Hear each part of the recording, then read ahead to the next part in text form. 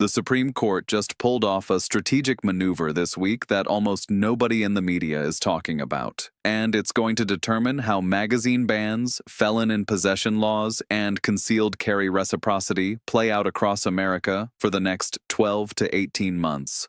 41 gun cases were sitting on the Supreme Court's orders list. Legal experts across the country predicted a massacre, half denied, half buried in procedural limbo. The Second Amendment docket gutted in one Monday morning bloodbath. That's not what happened. The court spared nearly everything. To the casual observer scrolling headlines, this looks like nothing. No rulings, no drama, no breaking news banners. But to anyone who understands how the Supreme Court actually operates, this is everything. What happened Monday wasn't mercy, and it wasn't avoidance. It was sequencing. The justices are playing chess while lower courts have been playing checkers, and gun owners need to understand the strategy unfolding right now because it will shape whether you can legally carry across state lines, whether magazine limits survive constitutional scrutiny, and whether millions of Americans with felony records ever get their Second Amendment rights restored. This was a signal. Lower courts that have been openly defying Bruen just got told to hold position. Anti-gun state governments that were celebrating expected denials got nothing to work with. And gun rights attorneys who thought they'd be restarting their strategies from zero can keep their cases alive. If you want to understand what's actually happening with Second Amendment litigation instead of waiting for some watered-down summary 3 months from now, hit that subscribe button right now because this channel breaks down the legal strategy as it unfolds, not after the damage is done. Drop a like if you're tired of surface-level coverage that doesn't explain what these procedural moves actually mean, and comment below if you're in a state with magazine bans or assault weapon bans because what the court just did, or didn't do, directly impacts your reality. The board is still intact, the pieces are moving, and the real decisions are coming faster than most people realize. Let's start with what didn't happen, because in Supreme Court procedure, silence is often louder than rulings. Every firearm attorney, every Second Amendment analyst, every legal observer watching the court's docket expected this week's orders list to be a slaughter. 41 gun-related petitions were stacked up in conference, and the conventional wisdom across nearly every legal circle was brutally simple. The court would deny half of them outright and bury the other half in procedural delays that functionally kill the cases without technically rejecting them. That's how the Supreme Court normally manages an overcrowded docket. They prune, they cut, they clear the deadwood so only the most compelling cases survive to get actual consideration. But that's not what happened Monday. Almost every major petition survived. Nothing collapsed. Nothing got cut loose. The court kept the field intact instead of clearing it, and that decision carries meaning that goes far beyond what any single ruling could have accomplished. When the Supreme Court does nothing in response to a petition, that's not neutral. In Supreme Court terms, inaction is a signal. It tells lower courts to hold their positions instead of continuing to push boundaries. It tells litigators that their petitions remain viable and that the investment of time and resources hasn't been wasted. And it tells the broader legal ecosystem that the court isn't finished with the Second Amendment yet, even if it hasn't revealed exactly where it's headed or which cases will become the vehicles for major rulings. From a gun owner's perspective, what happened Monday creates something critically important: stability. State governments can't celebrate a denial. Anti-gun litigation groups can't declare victory and claim the court has abandoned Second Amendment enforcement. And gun rights lawyers don't have to scrap their strategies and start over from nothing.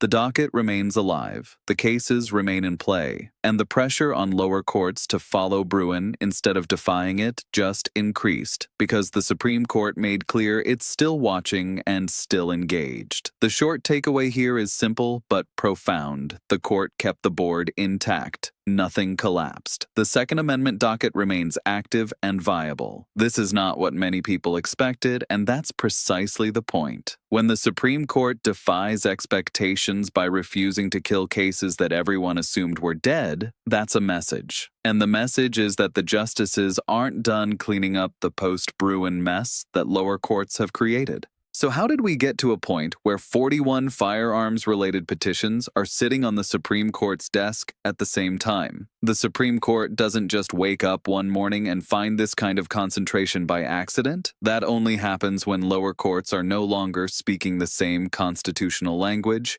And after Bruen, that's exactly what occurred across the federal appellate system. The Second Circuit, the Seventh Circuit, and the Ninth Circuit have spent the last year and a half trying to reinterpret Bruen around their preferred gun control policies, twisting the history and tradition test into something unrecognizable so they can uphold magazine bans, assault weapon bans, and carry restrictions that clearly violate the framework the Supreme Court established. Meanwhile, the Fifth Circuit and the Third Circuit have taken Bruen at its plain meaning, applying the text history and tradition standard honestly and striking down laws that have no founding-era analogs. And then you've got the First Circuit, the Fourth Circuit, and the 11th Circuit trying to figure out which side to join, issuing rulings that split the difference or dodge the hardest questions entirely. When the Supreme Court sees that level of divergence across the circuits, the docket stops being about individual cases and starts being about the systemic failure of constitutional uniformity. You can't have a constitutional right that means one thing in Texas and something completely different in New York. That's not how the Constitution works. That's not how federal law works. And when circuit courts fracture this badly, the Supreme Court has to intervene eventually to restore coherence. But here's the critical part that most people miss. A fractured system forces the court to keep cases alive until it has enough information to decide which fractures actually matter and which ones can be resolved without Supreme Court intervention. That's why Monday wasn't a denial event where the court killed off cases. It was a triage event where the court assessed the landscape and decided to preserve the field instead of burning it down. From a gun owner's perspective, the existence of 41 petitions tells us something important about the era we're living in right now. The Second Amendment is no longer some niche constitutional issue that gets litigated occasionally in a handful of states. It's now a full-scale national legal battlefield with active litigation across every circuit in dozens of states, involving every category of gun regulation you can imagine: magazine capacity limits, assault weapon definitions, felon-in-possession statutes, concealed carry reciprocity, sensitive place restrictions, gun-free zones. Every single one of these issues is being fought in multiple jurisdictions simultaneously, and the appellate courts can't agree on the answers.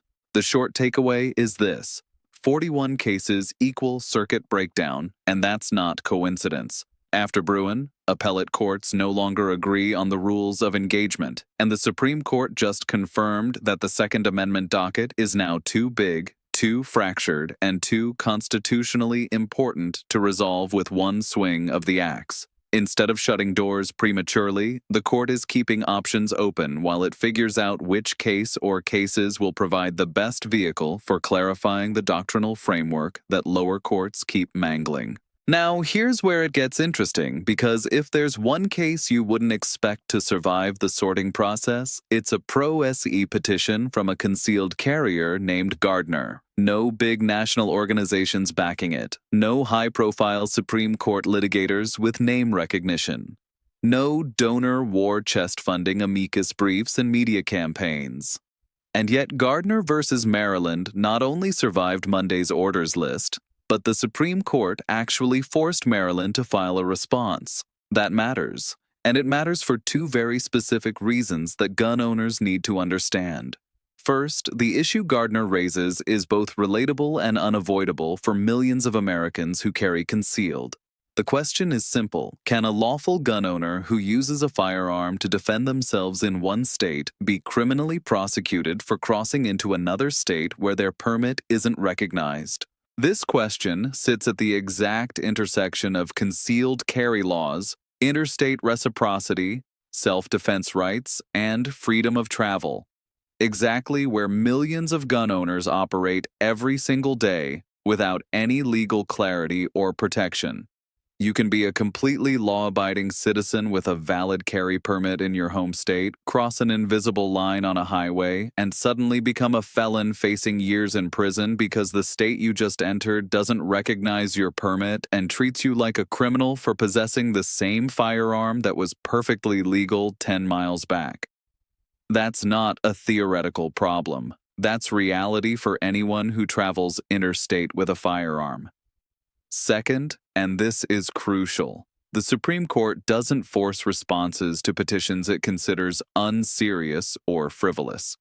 For gun cases, that standard becomes even higher because the court knows it's going to get flooded with Second Amendment petitions and it has to filter aggressively. The fact that the court intervened and ordered Maryland to respond shows that Gardner raises a constitutional problem the justices have been avoiding for too long and can't avoid anymore. The question Gardner forces is fundamental. Is the right to self-defense tied to geography, to state borders, to zip codes, or is it tied to constitutional citizenship that travels with you across state lines?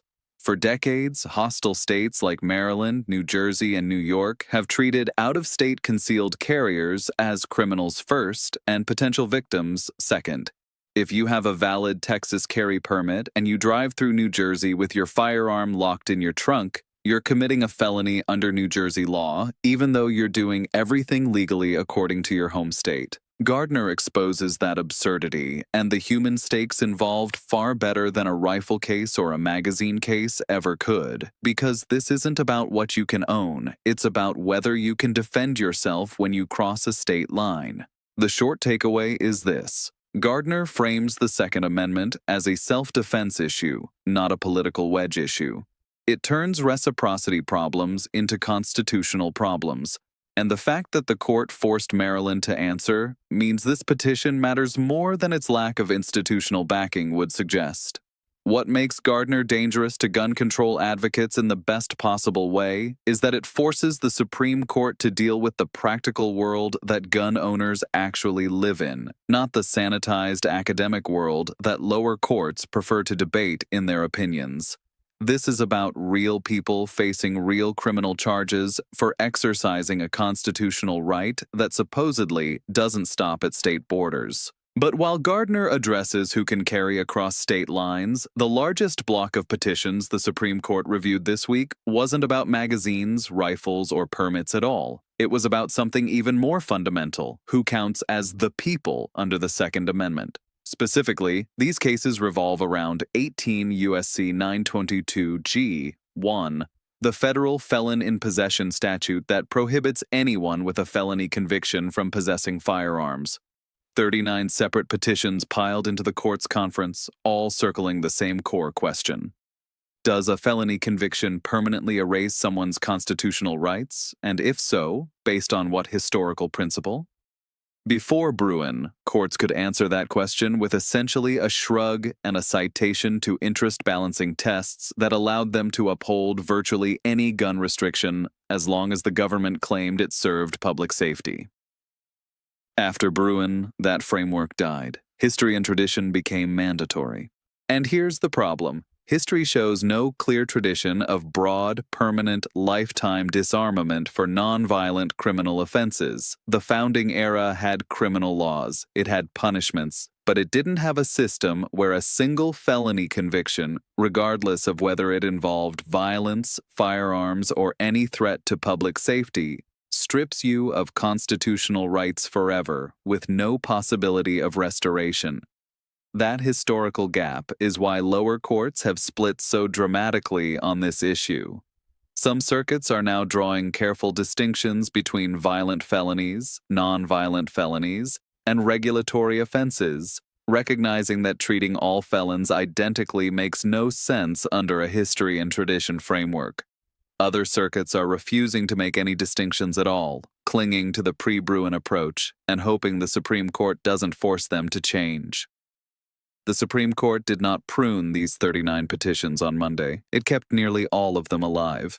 That alone signals that the felon question is not settled, not simple, and not something the court considers disposable or unworthy of review. And this issue intersects with a second question that's even more important for people's actual lives: restoration of rights. Once someone has served their sentence, paid their debt to society, completed probation and parole, who decides when their constitutional rights return? Right now, the answer varies wildly depending on which state you live in and which circuit court has jurisdiction. Some states have restoration processes, others don't. Some make restoration nearly impossible, others make it automatic after a certain period.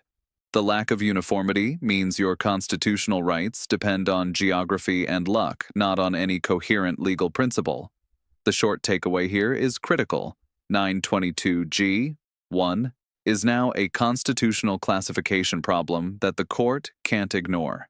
Post-Bruen history shows no bright-line rule supporting permanent disarmament for nonviolent felonies. The court preserved these petitions instead of liquidating them, which means the justices recognize this is an area where legal theory and real-world consequences collide hard. Millions of Americans have felony records that have absolutely nothing to do with violence, firearms, or public safety. Pretending those people exist outside the people, protected by the Constitution forever, is no longer intellectually defensible under the framework Bruen established, and the court clearly knows it. And alongside these felon petitions, there's a smaller but strategically critical cluster of cases involving non-citizens and immigrants, asking whether the Second Amendment protects persons or just citizens. The Seventh Circuit recently ruled that undocumented immigrants fall completely outside the constitutional community and therefore lack Second Amendment protection entirely. Other circuits have taken narrower approaches, focusing on lawful presence or political participation. The immigration cases matter more than their numbers suggest because defining the people in the immigration context indirectly defines the people for every other context: felons, travelers, reciprocity carriers, everyone. A broad definition means self-defense is a human right rooted in natural liberty. A narrow definition makes it a licensed privilege tied to paperwork, geography, and political status. The court refused to kill these petitions, which keeps that definition wide open and under active consideration. Now, if the court's silence on Monday had a center of gravity, a case that everything else seems to orbit around, it's United States versus Harmony. Harmony isn't going to change gun politics directly with some dramatic headline-grabbing ruling, but it's positioned to supply the doctrinal language that lower courts desperately need so they can stop improvising their own versions of what Bruen means. If the court releases a clear, definitive opinion in Harmony explaining who can be disarmed, why they can be disarmed, and what historical standard applies, that instantly organizes the chaos across the 922G felon cases, the restoration of rights cases, the immigration cases, and even the magazine and rifle ban cases that are waiting in the wings. Everything starts making sense again because the lower courts have clear instructions instead of vague principles they can twist to reach preferred outcomes. The court is likely holding fire on a lot of these other petitions because Harmony hasn't finished working its way through the system yet. Instead of denying petitions prematurely or granting them before the doctrinal framework is clear, the court is keeping the entire docket intact so that when Harmony clarifies the rules of engagement, dozens of cases can be governed, vacated, and remanded back to lower courts with fresh, specific instructions all at once. And when that happens, expect a wave. The court will use a mechanism called GVR, grant, vacate, and remand, to send cases back down with orders to reconsider in light of whatever Harmony establishes. This isn't speculation. The court did exactly this after Bruen in 2022, issuing a coordinated wave of GVRs that forced lower courts to revisit magazine bans, rifle bans, and carry restrictions using the new text history and tradition standard. Some lower courts complied honestly. Others slow-walked compliance or found creative ways to resist, but the GVR wave reshaped the battlefield overnight, and it's about to happen again. The short takeaway is this: Harmony is the keystone case that will define disarmament doctrine for the post-Bruen era. The court paused instead of pruning the docket because it's waiting for Harmony to provide the language other cases need. Waves are coming, coordinated, strategic, doctrinal waves, not random denials or isolated grants. And for gun owners, the practical translation is simple.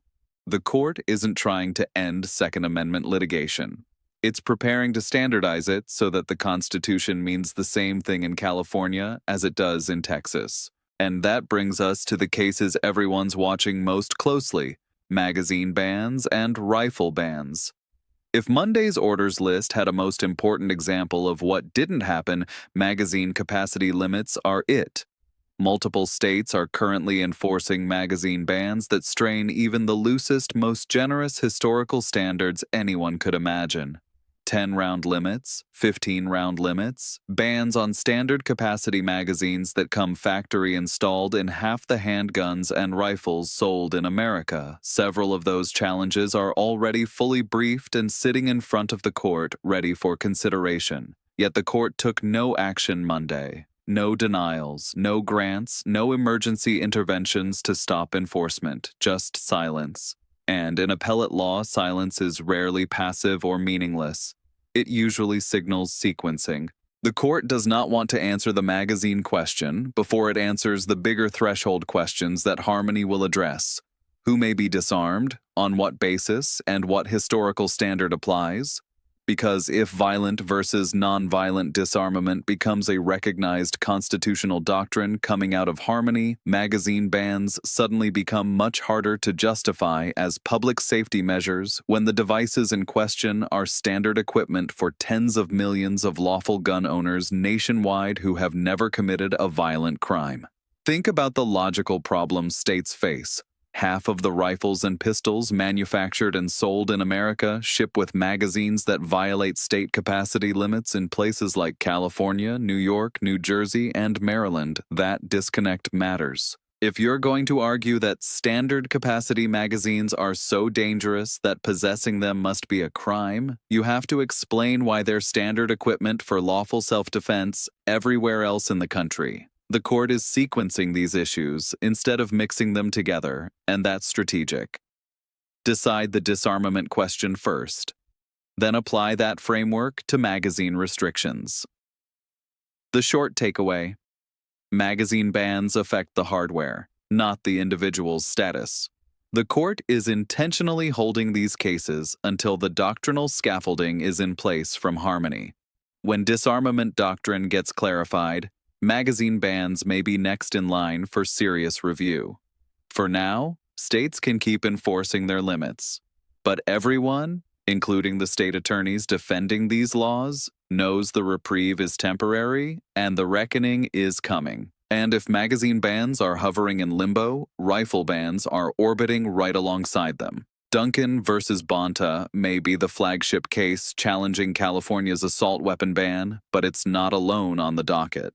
Multiple petitions are challenging bans on AR pattern rifles, feature-based tests, and cosmetic criteria like pistol grips, adjustable stocks, and threaded barrels, restrictions that have absolutely no analog in founding-era gun regulation and can't be justified under any honest application of Bruen's history and tradition test. Post-Bruen, the historical justification problem for these bans hasn't gone away. In fact, it's gotten worse for states trying to defend them because there's simply no founding-era precedent for banning an entire category of firearms based on aesthetic features that have nothing to do with lethality or function. The court could have cleaned house on Monday. It could have denied these petitions and signaled that rifle bans are constitutionally permissible.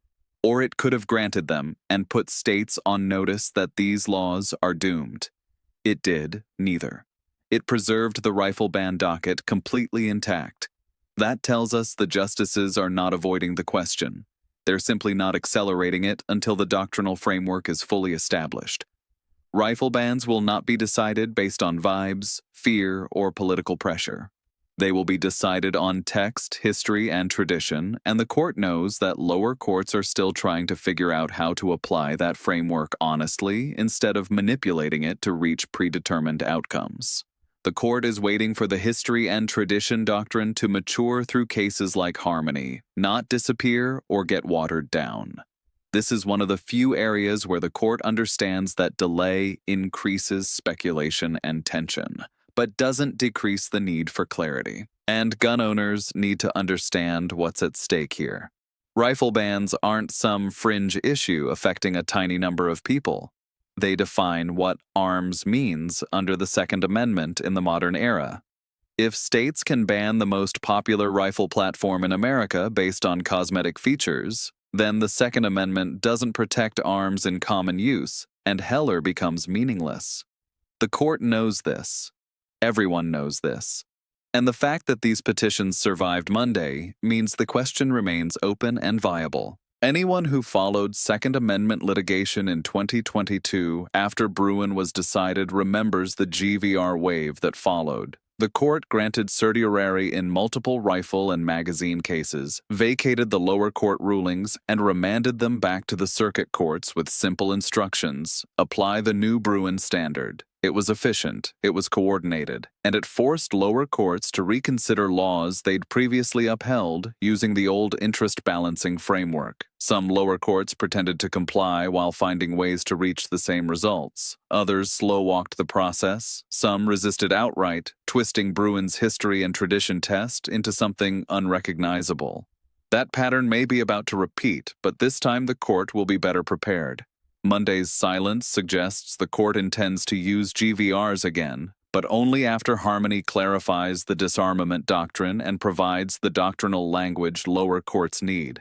If that happens as expected, dozens of petitions currently sitting on the docket could be reshuffled all at once instead of being evaluated one by one over years. That's not just efficient, it's strategically devastating to states that have been playing games with Bruen. Instead of litigating each case individually and dragging out the process, the court can reorder the entire battlefield with a single coordinating opinion. The short takeaway: silence today sets up massive coordination tomorrow. GVRs are a case management tool, not a compromise or a cop-out. The court can use a single major opinion to reshape dozens of pending cases simultaneously. For Second Amendment law, a coordinated GVR wave reorganizes the legal landscape far more efficiently than scattered grants, denials, or piecemeal rulings ever could. And the gun control states know it, which is why they're terrified of what happens when Harmony comes down and provides that coordinating framework. Most people follow politics, not legal procedure. They look for victories, losses, bans overturned, laws upheld, and dramatic headlines they can share on social media. But the Supreme Court's real power is often procedural, and strategy frequently looks like inactivity to people who don't understand how appellate litigation actually works. Ordinary observers don't see motion until a final ruling drops and makes headlines. But the pieces move long before that. Today, nothing dropped. No rulings, no headlines, no breaking news. But the pieces moved anyway. Petitions survived that everyone expected to die. Issues stayed alive that states hoped would disappear. The court refused to kill anything prematurely, and in a constitutional area where government actors routinely try to run out the clock and exhaust challengers' resources, that refusal matters enormously. For once, delay doesn't favor the government. The clock is not the weapon being used against gun owners. The clock is now working in favor of getting the doctrine right before applying it broadly. The short takeaway is this: inaction is a signal, not confusion or indecision. The survival of these petitions is the actual headline, not the absence of rulings. And gun policy will now be shaped in sequence and coordination, not chaos. Second Amendment litigation is no longer improvisational theater where each circuit does whatever it wants. It's being organized, standardized, and prepared for a doctrinal reckoning that's coming faster than most people realize.